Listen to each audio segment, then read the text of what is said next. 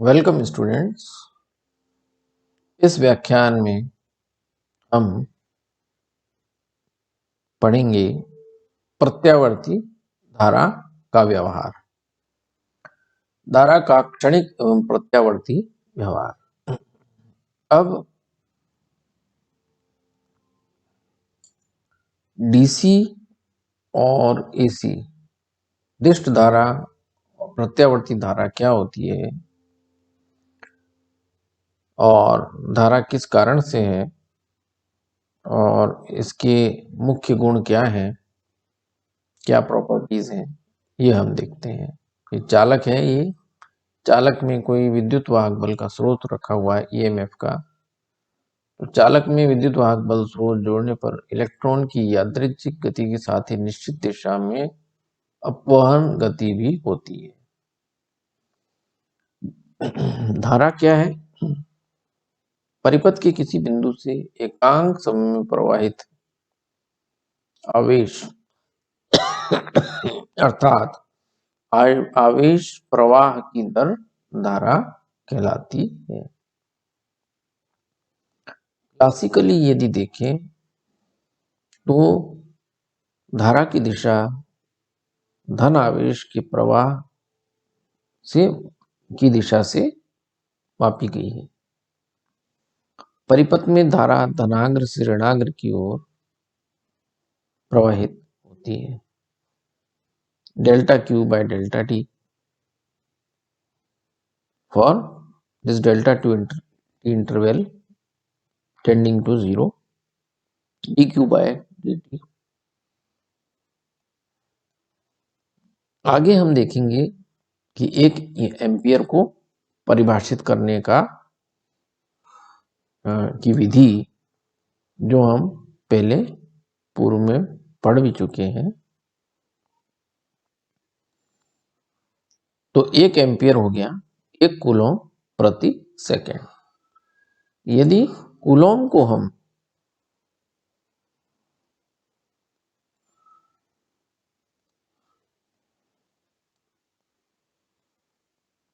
Coulomb को लिखें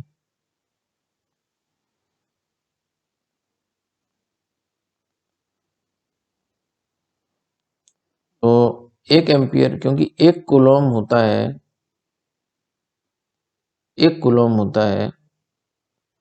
1.6 into 10 raised to power -19 एक इलेक्ट्रॉन पर आवेश।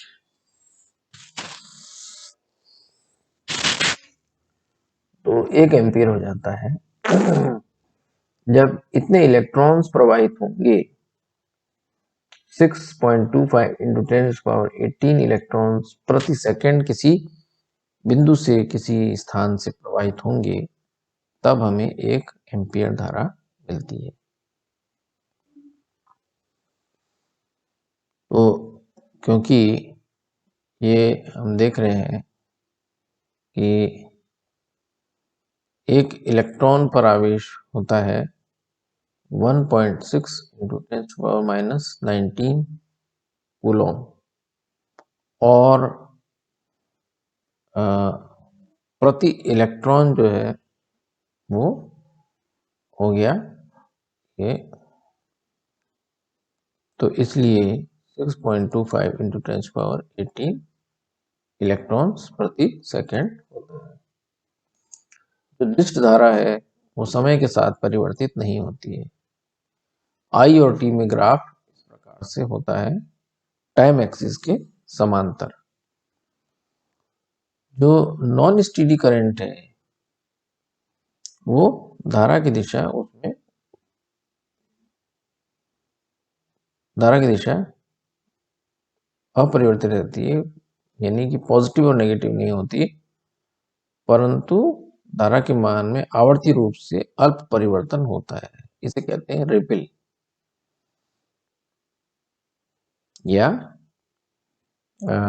जैसे इलेक्ट्रॉनिक्स में हम पढ़ते हैं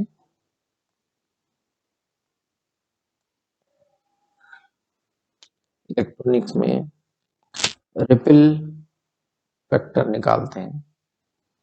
तो उस टाइप का ग्राफ हमें दिखाई दे रहा है।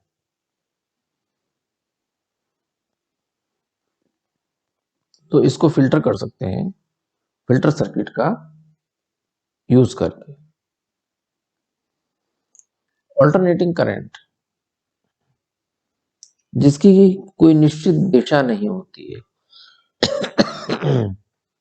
तथा नियत समय अंतराल के बाद विपरीत हो जाती है, उसे प्रत्यावर्ती धारा कहते हैं। तो हम देख रहे हैं कि प्रत्यावर्ती धारा कौन सी हुई, क्योंकि ये आप देख रहे हैं कि नॉर्थ साउथ पोल्स के बीच में मैग्नेट के जो करंट कैरिंग कॉइल है जब वो घूमती है और कम्यूटेटर ब्रश पर करंट चलता है, डायरेक्शन चेंज होती है, उसका सिंबल है ऑल्टरनेटिंग करंट का इस प्रकार से परिपथ में।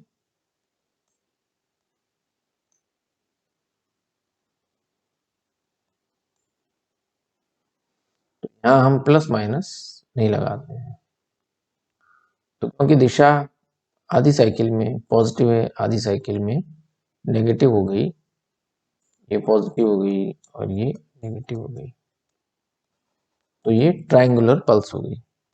और इसी प्रकार से स्क्वायर पल्स जो है पॉजिटिव और फिर नेगेटिव, फिर पॉजिटिव फिर नेगेटिव।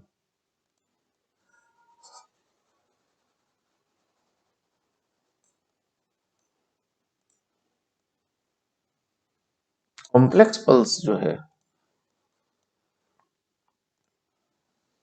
वो इस प्रकार से है, जटिल तरंग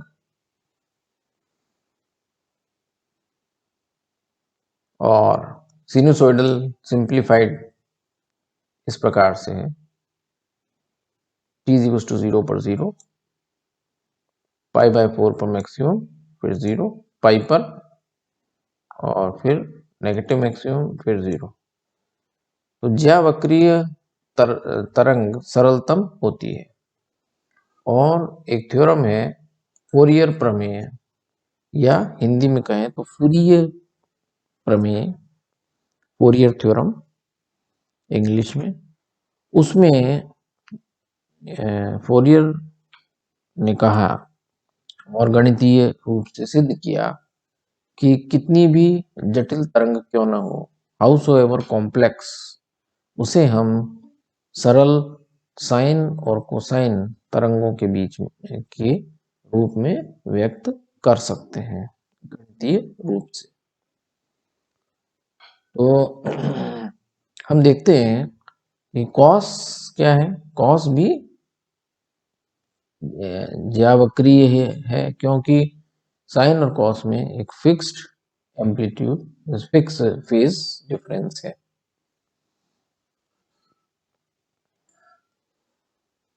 करंट डेंसिटी, विद्युत धारा एक दैशिक राशि होती है, होनी चाहिए, परंतु है नहीं।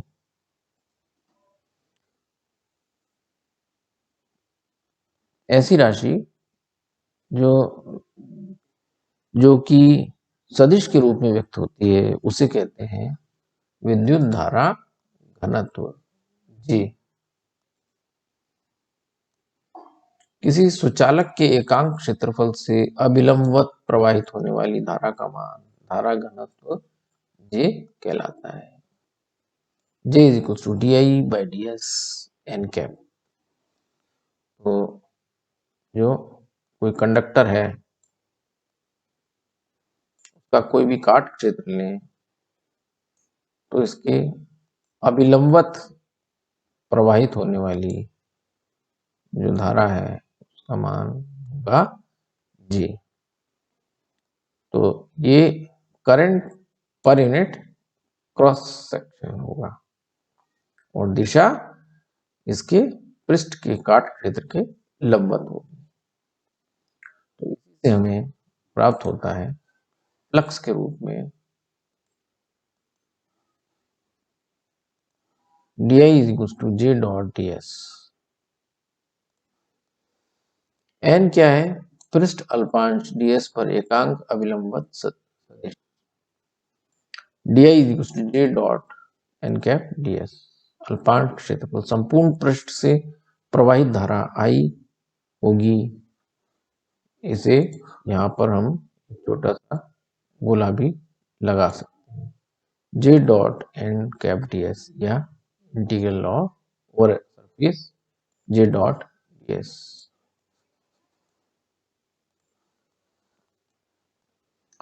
संतत्य समीकरण क्या है? Continuity equation and the principle of conservation of charge. किसी आयतन अल्पांश को परिबद्ध करने वाले पृष्ठ में यदि आवेश शून्य हो तो उस आयतन में स्थित किसी आयतन अल्पांश में आवेश घनत्व बराबर आवेश घनत्व की कमी की में वृद्धि की दर, आवेश घनत्व की वृद्धि की दर बराबर आवेश घनत्व की कमी की दर होनी चाहिए।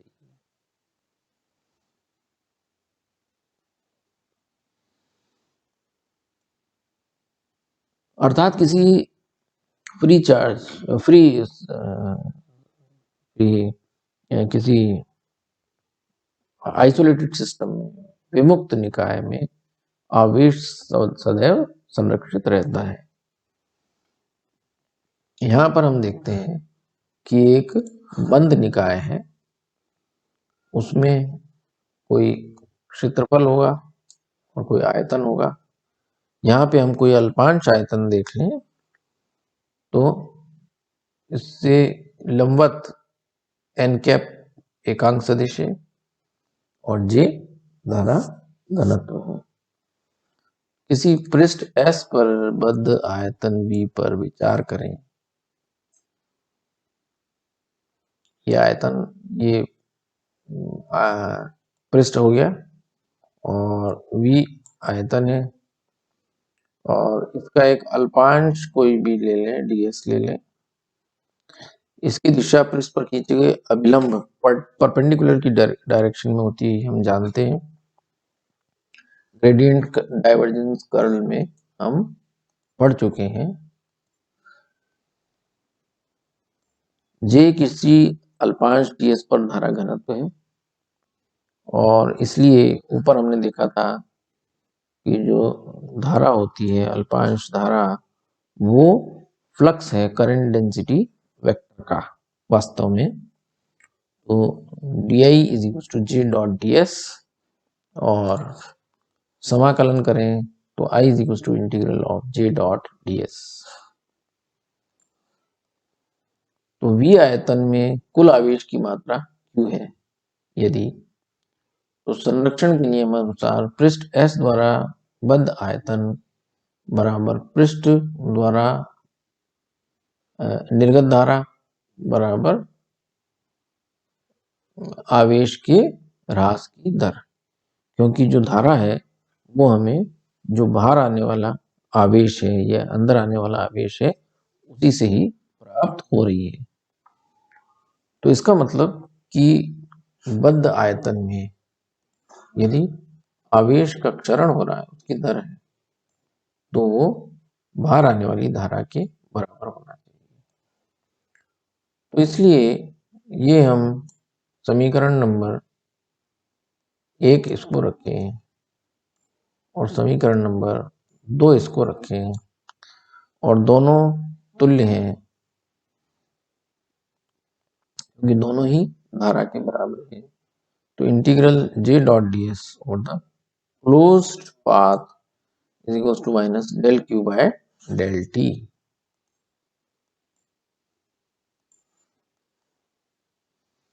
अब क्योंकि डेल q है रो dv, जहां रो जो है Greek alphabet, rho is equal to charge density dq by dv है। dq हो गया रो dv।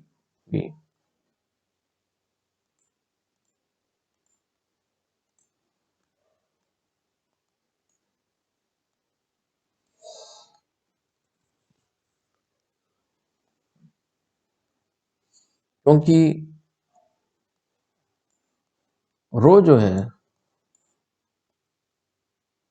Q जो है इंटीग्रल ऑफ रो dv है, इसके स्थान पर रखने पर total flux J dot ds over the closed path is equals to minus del by del t of integral of rho dv, the total rate of change of decrease of total charge. तो integral J dot ds is equals to minus del rho by del t into dv, दोनों को Gauss divergence प्रमेय लगाएं LHS में, तो integral of J dot ds is equals to divergence J del dot J dv को रखते हैं इसके स्थान पर, तो हमें प्राप्त होता है volume integral J dot del dot J dv is equals to minus del rho by del t into dv, और एक इंटीग्रल LHS में लेने पर हमें प्राप्त होता है divergence J plus del rho by del t into dv is equals to 0। अब क्योंकि हम देखते हैं कि इंटीग्रैंड 0 है, इंटीग्रैंड 0 होने से क्या हुआ, क्योंकि इंटीग्रल 0 है तो इंटीग्रैंड 0 होना चाहिए, तो del dot J plus del rho by del t is equal to 0 for an arbitrary volume. ये समीकरण बहुत महत्वपूर्ण समीकरण है, जिसे कहते हैं इक्वेशन ऑफ कंटिन्यूटी।